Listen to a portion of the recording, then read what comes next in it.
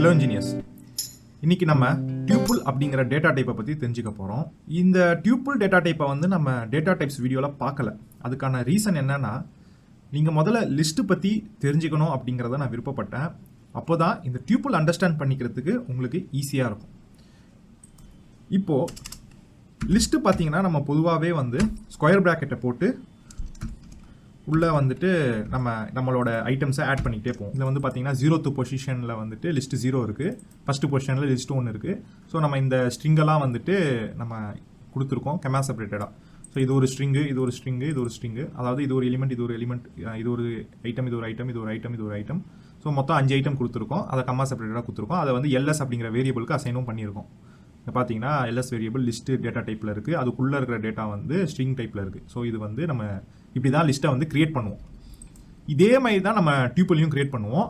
ஆனால் square bracket use பண்ணுறதுக்கு பதிலாக இங்கே பார்த்தீங்கன்னா பேராந்தசிஸ் யூஸ் பண்ணியிருக்கோம். ஸோ பேராந்தசிஸ் போட்டுட்டு இதே மாதிரி நம்ம வந்துட்டு 0th பொசிஷனில் TP0, ஃபஸ்ட்டு பொசிஷனில் TP1, TP2, TP3, TP4னு போட்டிருக்கோம். இதில் பார்த்தீங்கன்னா அதுவும் கமா செப்பரேட்டடாக நம்ம வந்து ஒரு ஐட்டமுக்கும் இன்னொன்று ஐட்டமுக்கும் கமா செப்பரேட்டடாக செப்பரேட் பண்ணியிருக்கோம். அதை வந்து TP அப்படிங்கிற வேரியபிளுக்கு அசைன் பண்ணியிருக்கோம். இது பார்த்தீங்கன்னா டியூப்புள் அப்படிங்கிறது கமியுது. இப்போது இது ரெண்டுத்தையும் நான் பிரிண்ட் பண்ணுறேன். ரெண்டுமே சேமாக பிரிண்ட் ஆகுது. அப்போது லிஸ்ட்டுக்கும் டியூப்புளுக்கும் என்ன வித்தியாசம், அவ்வளோதானா அப்படின்னு சொல்லி பார்த்தீங்கன்னா, இப்போ லிஸ்ட்டில் வந்து நம்ம 0th பொசிஷன் எடுக்கணும்னா ஸ்கொயர் ப்ராக்கெட், அதாவது அந்த வேரியபிள் பக்கத்தில் ஸ்கொயர் ப்ராக்கெட்ஸ் போட்டு அதுக்குள்ளே நம்ம அந்த பொசிஷன் இண்டெக்ஸை கொடுப்போம். அதே மாதிரி தான் இங்கேயும் டியூப்புள் போட்டுட்டு இண்டெக்ஸ் கொடுப்போம். பார்த்தீங்கன்னா லிஸ்ட்டு 0 பிரிண்ட் ஆகிடுச்சு. இப்போ 0th பொசிஷனில் இருக்கிற அந்த ஐட்டம் வந்து பிரிண்ட் ஆகிடுச்சு. டியூப்புளுக்கும் 0th பொசிஷனில் இருக்கிற அந்த ஐட்டம் வந்து பிரிண்ட் ஆகிடுச்சு. ஓகேங்களா? சரி, அப்போ வந்து ஆல்மோஸ்ட் அந்த ஐட்டமை வந்து எக்ஸ்ட்ராக்ட் பண்ணுறதும் சிமிலராக தான் இருக்குது ரெண்டுத்துக்கும். ஐட்டம் அசைன் பண்ணுறதுக்கு நம்ம இதுக்கு ஸ்கொயர் ப்ராக்கெட் யூஸ் பண்ணோம் லிஸ்ட்டுக்கு, டியூப்புளுக்கு வந்து பேராந்தசிஸ் யூஸ் பண்ணுறோம்.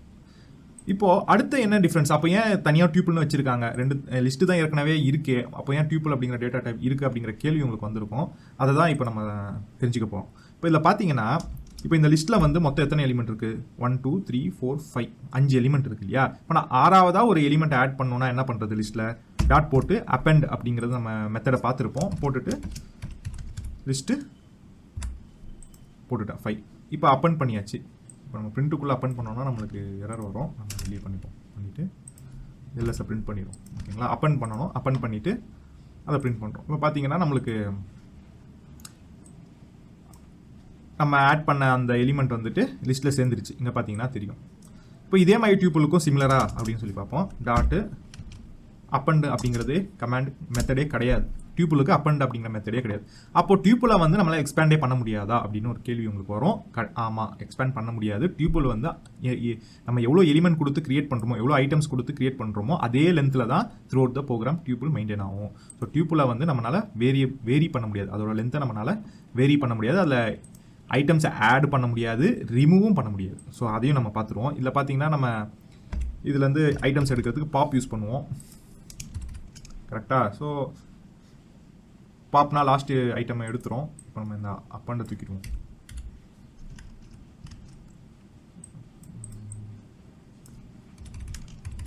ஓகேங்களா? நம்ம லிஸ்ட்டை பிரிண்ட் பண்ணுவோம்.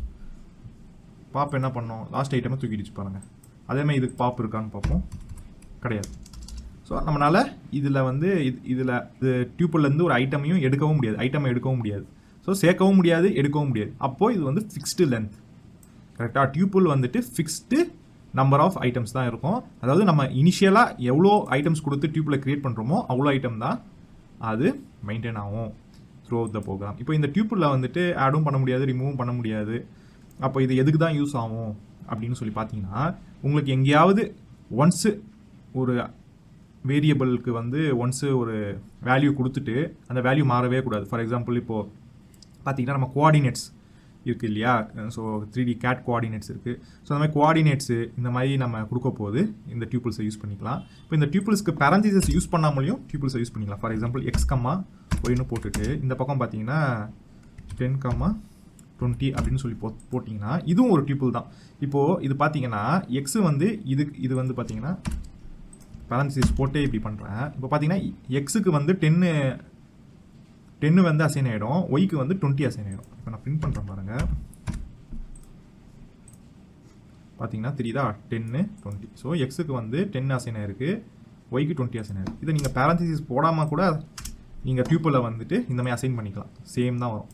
ஸோ டியூப்பில் வந்து பார்த்தீங்கன்னா இந்த மாதிரி பர்பஸ்க்கு யூஸ் ஆகுது. அதுக்கப்புறம் லூப்ஸில் யூஸ் ஆகும். நம்ம அது பார்ப்போம், லூப்ஸில் எப்படி யூஸ் ஆகுது அதெல்லாம் பார்ப்போம். ஸோ இந்த மாதிரி டியூப்பிள்ஸ்க்கு வந்து ஒரு தனி ஃபங்க்ஷன்ஸ் இருக்குது, மெத்தட்ஸும் இருக்குது, அதோட யூசேஜும் பைத்தானை பொறுத்த வரைக்கும் இருக்குது. லிஸ்ட்டு வந்து ஃப்ளெக்சிபிளாக இருக்கிறதுனால எப்போ வேணால் ஐட்டம்ஸை வந்து நம்ம மாற்றிக்க முடியும். இப்போ பார்த்தீங்கன்னா லிஸ்ட்டில் வந்துட்டு சப்போஸ் நான் வந்து நடுவில் இந்த லிஸ்ட்டு, அதாவது 0th பொசிஷனில் இருக்கிற அந்த எலிமெண்ட்டை வந்து நான் மாற்றுறேன். அதாவது மெக்குன்னு சொல்லி மாற்றிடுறேன். ஓகேங்களா? மாற்றிட்டு லிஸ்ட்டை பிரிண்ட் பண்ணேன்னா உங்களுக்கு பார்த்தீங்கன்னா ஃபஸ்ட்டு எலிமெண்ட் இங்கே மாறிடுச்சு. தெரியுதா உங்களுக்கு? மெக்குன்னு மாறிடுச்சு. இப்போ அதே மாதிரி வந்து இந்த டியூப்புளுக்கு ஃபஸ்ட் எலிமெண்ட் மாற்ற முடியுமா பாருங்கள், 0th பொசிஷன். ஏன்னா நம்ம ஒரு எலிமெண்ட் எக்ஸ்ட்ராக்ட் பண்ணுறதுக்கு இந்த மெத்தட் தான் யூஸ் பண்ணுறோம். அந்த எலிமெண்ட் அப்டேட் பண்ணுறதுக்கு முடியுமா அப்படிங்கிறது தான் பார்க்கணும். இப்போ இதில் வந்து மெக்கு 2 அப்படின்னு சொல்லி போட்டுருவேன். பிரிண்ட் பண்ணுறேன், எரர் வருது. ஸோ எரர் வருது, லைன் 8ல் எரர் வருது. ஸோ அப்போ வந்து நம்மளால் டியூப்புளில் வந்து does not support item assignment. பார்த்தீங்களா? டியூப்புள் வந்து does not support item assignment. So டியூப்புளில் நம்மளால் இந்த மாதிரி அசைன்லாம் பண்ண முடியாது. ஸோ இதுதான் சொல்லுது. சரி, இப்போ வந்து இப்போ x, y is equal to 10, 20 அப்படின்னு சொல்லி கொடுத்துருந்தோம். கரெக்டாக இது வந்து டியூப்புள்னு சொல்லியிருந்தோம். ஓகேவா? இப்போ நான் இதை பிரிண்ட் பண்ணுறேன். இப்போ நம்மளுக்கு 10, 20 வந்துருச்சு. நான் இப்போ இந்த டிபி எடுத்துடுறேன், ஏன்னா கன்ஃபியூஷனாக இருக்கும். இதையும் கமெண்ட் பண்ணி இன்ஆக்டிவ் பண்ணிடுறேன். இப்போ பார்த்தீங்கன்னா 10, 20ன்னு வந்துருச்சு. இதையும் இன்ஆக்டிவேட் பண்ணிடுறேன். ஸோ 10, 20ன்னு வந்துருச்சு. ஸோ இதுவும் ஒரு டியூப்புள் தான். இப்போ நான் பார்த்தீங்கன்னா ஃபஸ்ட்டு 10 அசைன் ஆகிடுச்சு, பிரிண்ட் பண்ணிட்டேன். இப்போ x is equal to 30ன்னு போடுறேன். Print x, y. இப்போ சொல்லுங்கள், இப்போ ஃபஸ்ட்டு வந்து நம்ம 10 வந்து எக்ஸுக்கு அசைன் பண்ணிட்டோம், 20 வந்து ஒய்க்கு அசைன் பண்ணிட்டோம். இப்போ அப்புறம் வந்து எக்ஸோட வேல்யூ மாற்றிருக்கோம். இப்போ வந்து வேல்யூ மாறுமா மாறாதா? எக்ஸோட வேல்யூ மாறுமா மாறாதா? நீங்கள் இதை வந்து கமெண்ட்லேயோ இல்லை எங்கேயாவது எழுதி வச்சுக்கோங்க, பார்ப்போம். மாறிடுச்சு. ஏன்? அதுக்கான ரீசன் என்னன்னா, இப்போ இது பார்த்தீங்கன்னா டியூப்பில் தான் நம்மளால் மாற்ற முடியாது. இப்போ டியூப்பிளோட லென்த்தை தான் நம்ம மாற்ற முடியாது, தவிர இந்த வேரியபிள் வந்து இந்த டியூப்புளுக்கு அசைன் ஆயிருக்கு. அதாவது நம்ம வந்து என்ன பண்ணுறோம்னா, டியூப்பில் இருக்கிற வேல்யூவை தான் இந்த வேரியபிளுக்கு அசைன் பண்ணுறோமே தவிர அந்த டியூப்புலையே வந்து நம்ம இந்த எக்ஸுக்கு அசைன் பண்ணல. ஸோ டியூப்புள் தான் மாறாத தவிர டியூப்புளுக்குள்ளே இருக்கிற வேல்யூவை அசைன் பண்ண அந்த வேரியபிள் மாறிக்கலாம். உங்களுக்கு நான் சொல்கிறது நல்லாவே புரியுதுன்னு நினைக்கிறேன். இங்கே எக்ஸுக்கு வந்து நம்ம டியூப்புள் அசைன் பண்ணல, டியூப்புளுக்குள்ளே இருக்கிற வேல்யூவை தான் நம்ம அசைன் பண்ணியிருக்கோம். அதனால் எக்ஸு வந்து ஒரு நார்மல் வேரியபிள் மாதிரி தான் ஆக்ட் பண்ணும். அவ்வளோதான் இன்ஜினியர்ஸ். டியூப்புள் இவ்வளோ தான். டியூப்புள் வந்து ஃபிக்ஸ்டு லென்த்தாக இருக்கும். அதே மாதிரி வந்து அதில் எந்த ஐட்டமும் ஆடும் பண்ண முடியாது, ரிமூவும் பண்ண முடியாது. ஒன்ஸ் டியூப்புளை க்ரியேட் பண்ணிட்டீங்கன்னா அதே லென்த்தில் தான் throughout the program maintain ஆகும். லிஸ்ட்டு ஃப்ளெக்சிபிளாக இருக்கும். லிஸ்ட்டில் நீங்கள் ஐட்டம் ஆடும் பண்ணிக்கலாம், இன்சர்ட்டும் பண்ணிக்கலாம், ரிமூவும் பண்ணிக்கலாம், அப்டேட்டும் பண்ணிக்கலாம். பட் டியூப்பிள் அதெல்லாம் பண்ண முடியாது. இதுதான் டியூப்புளுக்கும் லிஸ்ட்டுக்கும் இருக்கிற வித்தியாசம். மோஸ்ட் ஆஃப் த டைம் நம்ம லிஸ்ட்டு தான் யூஸ் பண்ணுவோம். டியூப்புள் உபயோகிக்கிற சமயமும் இருக்குது. அதை நம்ம வந்து ப்ரோக்ராம் பண்ண போது பார்ப்போம். சரிங்களா? நம்ம ஒரு அப்ளிகேஷன் க்ரியேட் பண்ணுவோம் இல்லையா, அப்போ பார்ப்போம்.